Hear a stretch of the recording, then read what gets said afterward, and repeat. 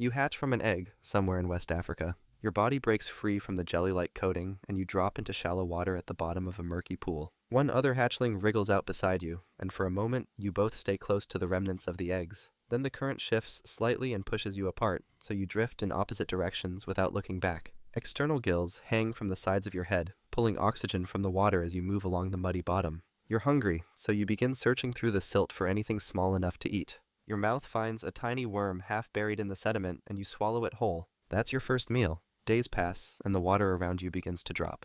The edges of the pool pull inward, leaving wet mud where there was once open space. Your sibling stays near the center where the water is still deep, but you move toward the lowest point where the bottom holds more moisture. Other fish that hatched around the same time start floating to the surface, their bodies still and their mouths open. The oxygen in the water is thinning, making it harder for them to breathe. But you don't struggle like they do.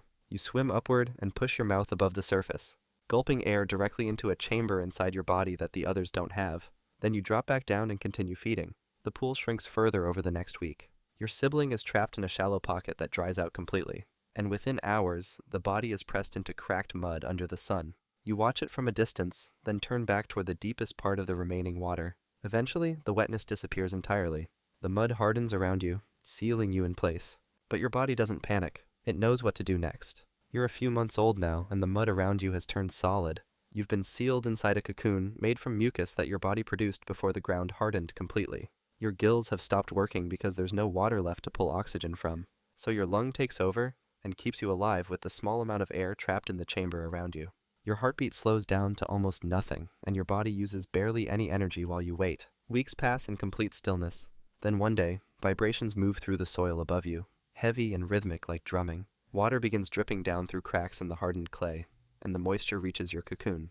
The dried mucus starts to soften and peel away from your body in thin sheets. You need to get out, so you start wriggling upward through the loose mud. Your movements create a narrow tunnel, and you push yourself higher with each twist of your body until you break through the surface. The pool has returned, deeper and wider than it was before the drought. You swim forward, and your external gills open again, pulling oxygen from the water as you move along the bottom. Dozens of other lungfish come up around you, all of them breaking free from their own underground chambers at the same time. None of them were visible before, but now the bottom is crowded with movement. You're hungry after months of not eating, so you drop to the muddy floor and begin searching for food. Your mouth finds a small worm buried in the fresh sediment, and you swallow it quickly. Then you find an insect larva clinging to a piece of dead vegetation, and you bite down and tear it free.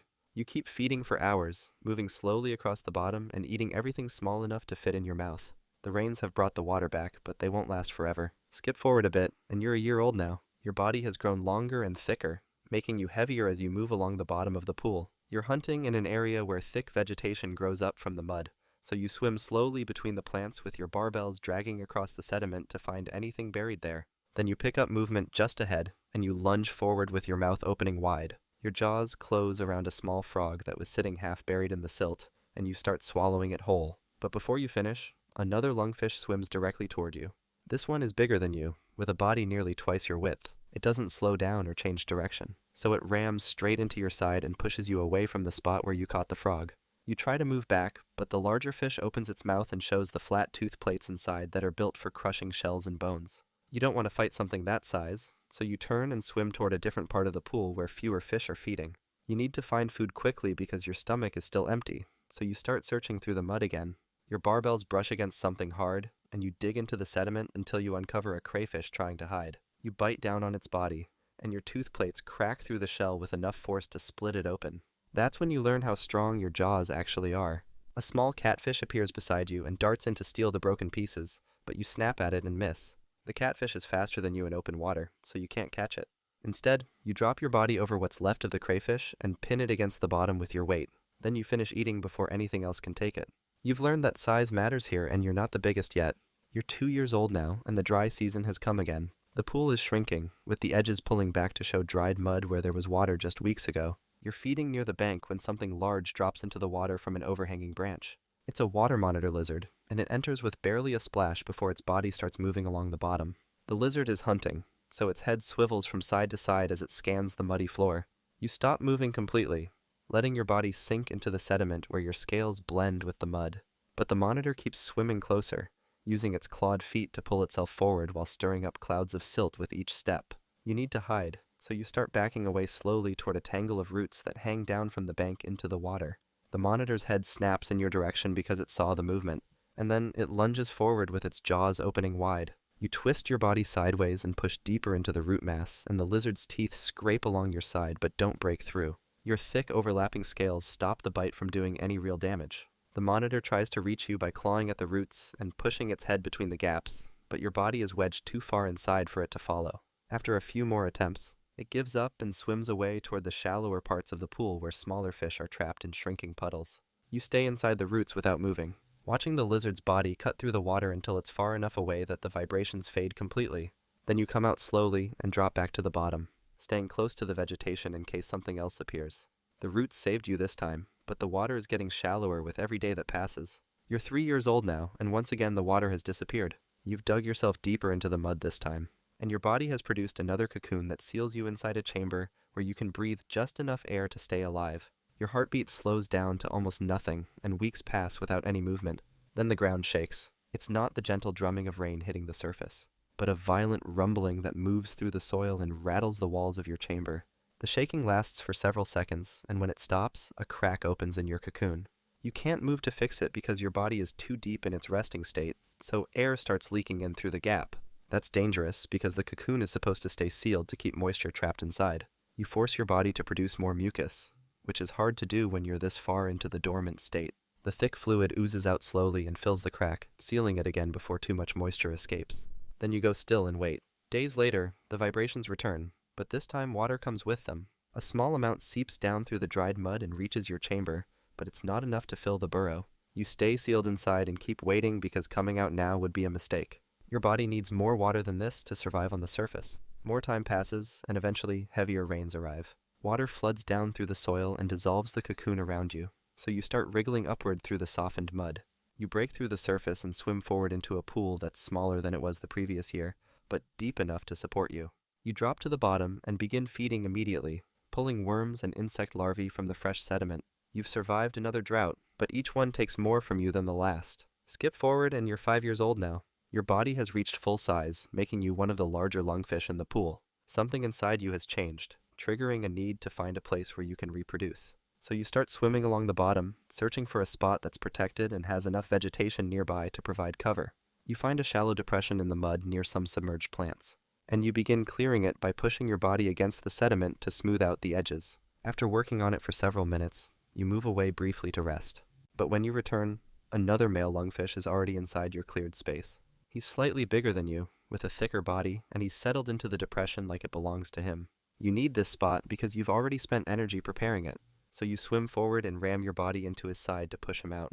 But he doesn't move. Instead, he turns and opens his mouth, showing his crushing tooth plates, then he bites down on your flank. The pressure is immediate and sharp, making your body twist sideways from the force. You pull away and swim backward, leaving the depression behind.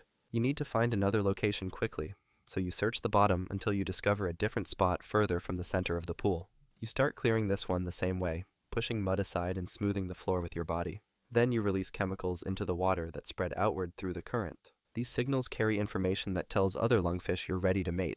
A female arrives within a few hours, following the chemical trail you left behind. She circles the depression twice, inspecting it, then positions herself directly above the cleared mud.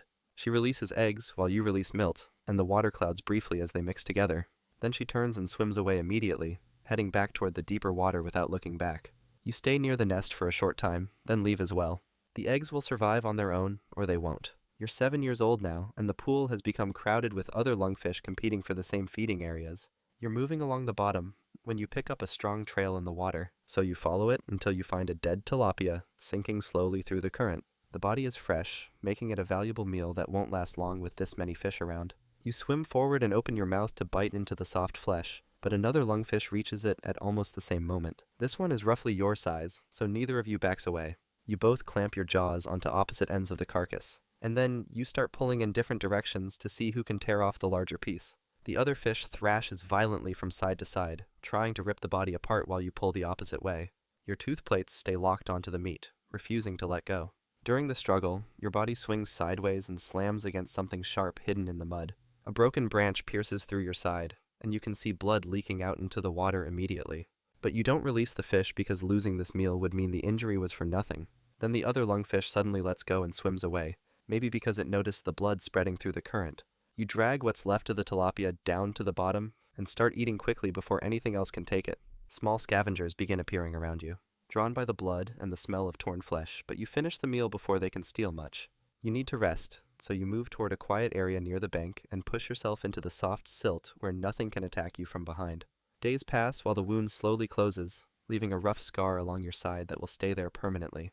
The scar will remind you that every meal has a cost, and the next fight might demand even more. You're 8 years old now, and this dry season is worse than any you've experienced before. The water disappears faster than usual, so you dig yourself into the mud and begin forming your cocoon like you've done so many times before. Your body produces the thick mucus that will seal you inside a protective chamber, and then you go still and wait for the rains to return. But weeks pass, and the ground above you continues baking under constant heat. The surface cracks open in deep lines that spread wider each day, and one of those cracks reaches down to where you're buried.